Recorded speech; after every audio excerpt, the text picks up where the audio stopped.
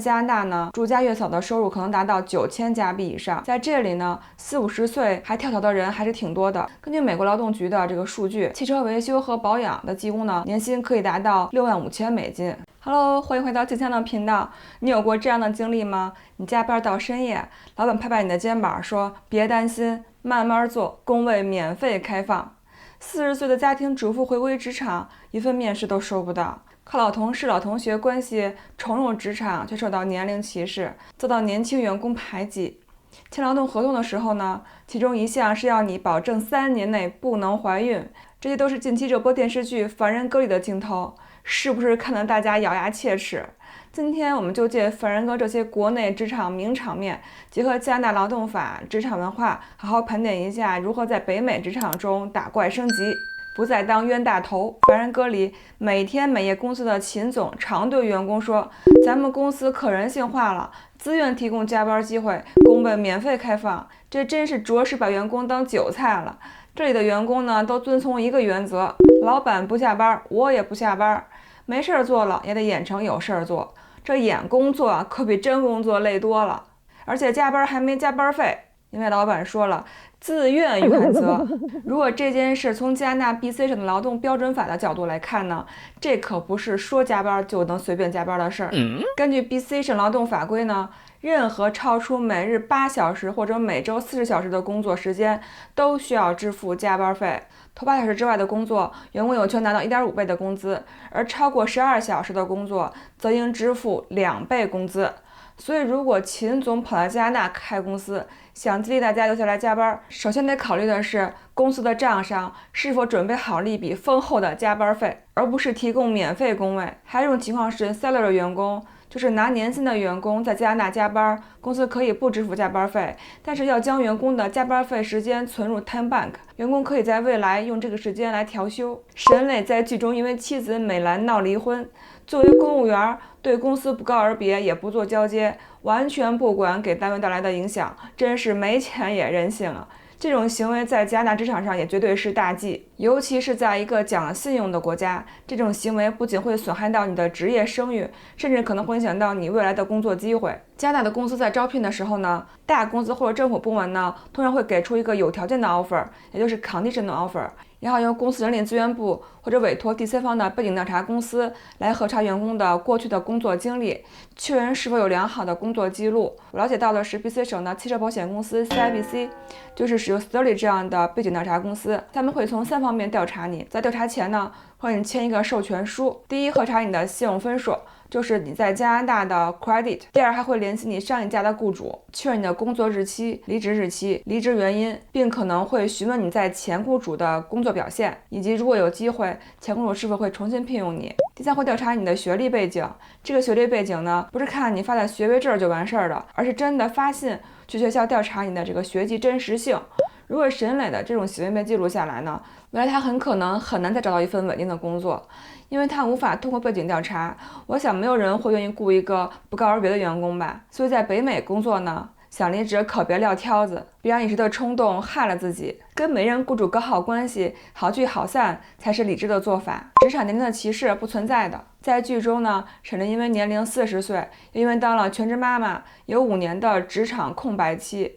投递简历之后呢，石沉大海，根本没有面试机会。后来是在老同学朱总的帮助下，接到他的公司工作。在公司呢，他不被年轻人待见，他们觉得一个年纪这么大的人还得给老同学打工，甚至放下面子去搬公司的快递，简直丢人啊！在加拿大呢，加拿大的劳动法严格保护雇员不受年龄、性别、种族等因素的歧视。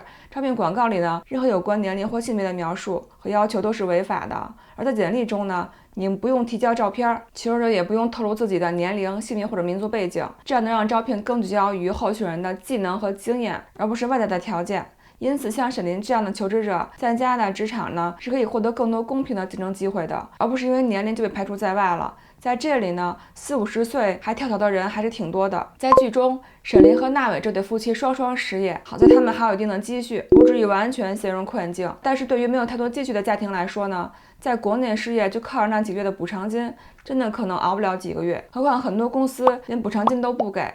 在加拿大呢，政府是有失业金制度，就是 EI， 为失业者暂时提供经济支持。失业金的领取呢，需要满足一定条件，包括工作时长和失业原因。工作时长大约是要连续工作600小时以上，失业原因呢是因为员工合同到期或是没有足够的工作提供而导致的失业。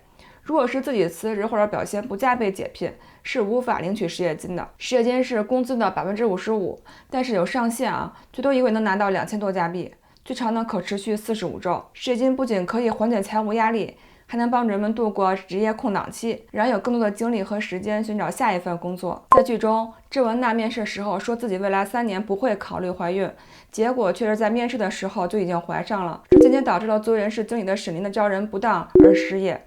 郑文娜说自己有生育权，但是也想工作。这个想法呢并没有错，她从事的是脑力劳动，是完全可以在孕期做好自己的本职工作的。但是鉴于国内的职场文化呢，她不得不说了谎，也是情不得已有自己的苦衷。她是真的想来工作，自己也的确优秀，但是已婚未育的标签呢，给她找工作的确带来很多不便。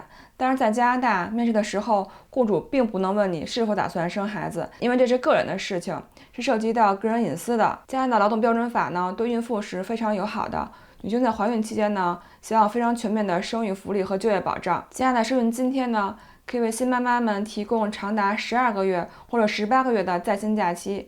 产假期间呢，政府将根据申请者的收入提供补贴。12个月的产假，每个月会有工资的55%；18个月的产假呢，则是33%，但都是有上限的啊。以12个月的产假为例，上限是每个月税后2300加币左右。这对于工资高的人士来说呢，收入还是减少很多的。小磊在剧中呢，建议小雪的爸爸不要强迫孩子考大学，认为去读职业教育，找个技术工作也很吃香。小雪的爸爸呢，不认同。